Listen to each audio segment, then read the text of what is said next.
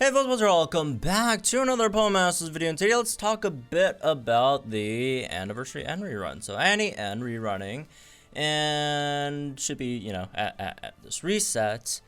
And let's just go over its kit real quick and see how well, or maybe not well, this unit has aged, right, since its release. Spoiler, aged pretty well. But anyways, okay. So, starting off, just in terms of his base kit in general, right, if you look at the stats are across the board pretty bad. He doesn't have a really good, none of the stats are really good, unfortunately.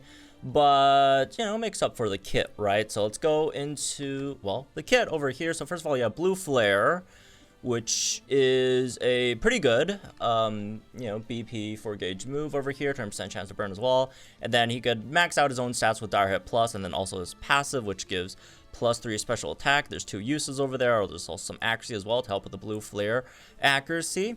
And also gives move gauge acceleration to your team, which is really nice. Then you have Noble Roar, which debuffs attack and special attack by 1. And then your Sync Nuke is based on just, how many stats the opponent have lowered. And then as for some passives, you have your obviously your master passive, Unova Flag Bearer. It's just the standard Flag Bearer passive for Unova, so it's just the 10% one, right? And extend range makes it so that the Blue Flare hits AoE, right, and doesn't have the AoE split damage debuff over there, right, which is nice. And then you got Piercing Blows, which is just the the one that goes through any opponent's damage reduction passives and stuff, right, which is nice. And then got Mind Games 9, which is -1 special defense every single time you attack the opponent, right? So yeah, that's basically the base kit.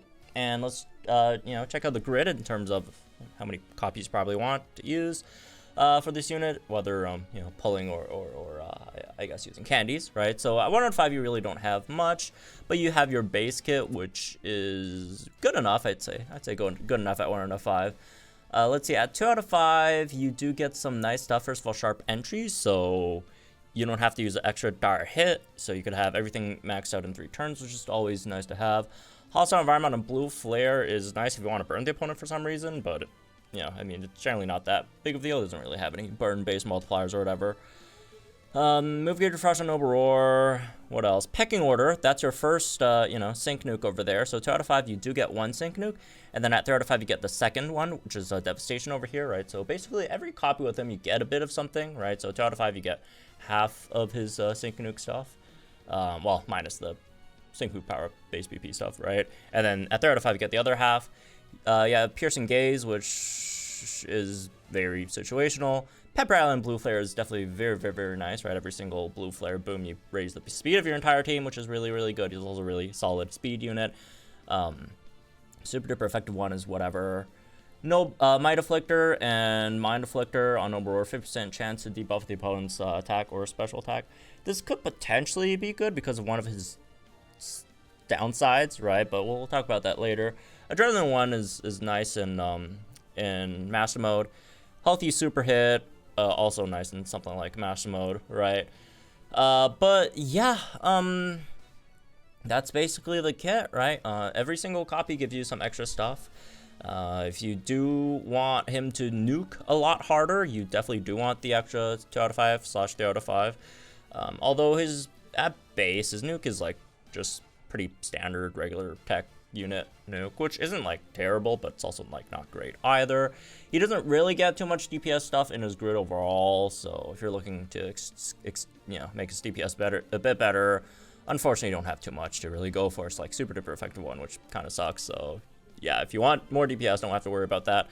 But 3 out of 5 again does give that like gauge support thing, which is really nice, I'd say. So yeah, there's that at least. All right, let's go through some of the pros and cons. So let's pros I have over here. First of all, it is self-sufficient, right? Which is nice with the Dire Hit Plus and the Trainer move. And then you have the AoE no split damage, which is also really it's one of its like the big things that they advertise about this unit. So there's that. And at 3 out of 5, it does have a good nuke. Obviously not. 2 out of 5 it's fine too, but 3 out of 5 is where obviously you get the full nuke. Piercing Blows is, again, nice for certain gauntlet stages where, the opponent has some sort of damage mitigation, which is, I'd say at least half of them. Not that I counted, but you have the Masterfair passive, even though it's a really basic Masterfair passive, still something, I guess, right? You have the debuffs, and then the move gauge acceleration, which is, again, very, very, very good. And also, Pep Rally, you have 3 out of 5 for really, really nice gauges.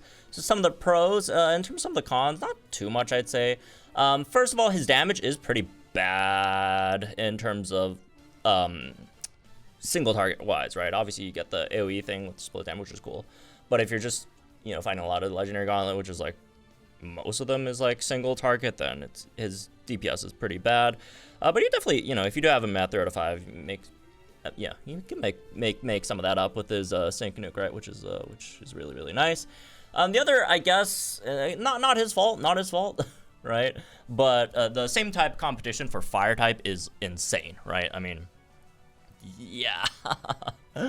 Like, would you again, like, same thing with Annie Lily, right? Would you rather spend your gems pulling for him on a 1% Masterfair banner, or would you rather go for, a Pokefair like a Singsuit Mei or Singsuit Hilda, which are, well, first of all, 2% rates, and also just both of them are just better, right? In terms of damage dealers, in the damage dealer category, they're both better, and honestly, well, not Hilda, but you could argue Singsuit Mei's utility is probably also better than what's he called again? Anniversary N. I'm sorry. But yeah, Hilda definitely has the big DPS advantage, and Annie, not Annie Mei. Singsuit Mei has like everything, right? Not that they do same things, but like if you look at like a lot of things, right? Singsuit Mei is the better debuffer. You could argue gauge wise, right? But they're both really, really good at gauges. But then also, Singsuit Mei gives you a lot of other stuff, like the insane sync move countdown stuff, right? And I think Singsuit Mei overall is a better nuker, right? Yeah. Singsuit Mei is the better nuker as well by quite a bit, actually. And obviously the better DPS here, and same thing with Singsuit Hilda, obviously much better DPS in comparison to Anniversary N, which is not great. not great, right? Single target wise, but again, he does have the AoE split damage thing, which is point in favor for him, right? So it's just a lot of competition with fire. Then like not even not to mention stuff like Singsuit Red, Leon, Silver, who's free, right? So just a lot of competition for fire types, unfortunately. And then the last thing is he does have a lot of debuffs. He debuffs a lot of different things, right? You got debuffs for physical attack, special attack, special defense, right? But he's not very fast at it, right? The debuffs are relatively slow. Noble Roar, he is not Getsus. Doesn't have the double drop, so it's only like -1. It's 2 at the same time, so again, it's not bad, right? He's still a debuffer, but like again, if you compare it to something like Dojo Gloria or even Singsuit Mei, right? I mean, they just debuff the stats that they need much faster, which makes it so they obviously set up for their own nukes or someone else's multipliers much quicker, right? So there is also that is I guess a slight downside, but overall the cons aren't too bad, I'd say, right? Anyways, so overall, Annie N in comparison to the other two, right? The other two second year anniversary units, Anniversary Lily and Anniversary Steven, he's definitely the one that got the least amount of buffs since his release, right? I mean, Annie Lily got a Ghost Zone, Ghost Rebuff, Favor Zone if you want to count that too, and another great unit to give the Lola Master passive with the Singsuit Luzmin if you want to run that as well. And then obviously Annie Steven got Anniversary Skyla, Flying Zone, all that stuff. He didn't get too much, right? Not too much. You could maybe argue there's like, okay, fiery buff from Gordy, and then like Silver you know, Shiny Ho as like a better Sunsetter, but yeah, overall he didn't change too much. But he always had like the better like base kit overall, right? And I'd say he's just a bit more useful, right? In a lot of different cases, especially something like you know, Gauntlet, right, with the debuffs, with the nuke, right, and also the piercing blows thing is nice too. So yeah, he's solid, I'd say. Still, postcard maybe a 6 out of 10, right? So yeah, again, overall, still pretty good unit, right? For all, you know, intents purposes for this unit. It's just in terms of like fire type damage dealers, he's probably wouldn't be in the, you know, top like priority in terms of who you really want to go for. And it's just also, I'd assume most people have good enough fire type damage dealers, right? So it's not that big of a deal. And yes, I feel like there's a lot of people think of Anni as like, oh, it's a unit that could do a lot of like utility stuff, which is true. It does do a lot of utility stuff, but do keep in mind Anni is still mainly a damage dealer, right? He does have utility stuff, and you know, a lot of them are good, but they're not great, right? Again, if you compare him to like a lot of other like damage dealers who also do utility stuff that came out, you know, in more recent times, again, something like a Dojo Gloria, Singsu Mei, right? Even maybe Rosa to an extent, right? Yeah, he's definitely not to that extent. So he's still mainly a damage dealer, and in that case, there just are better ones out there, right? And also, the other thing is in terms of like the banners that we have up right now and units that are coming out next month, right? I'd say obviously the two Greninjas are still very much worth summoning over you know, Anni N, you know, all being Masterfairs, and then next month there's also the Singsuit Diantha, who is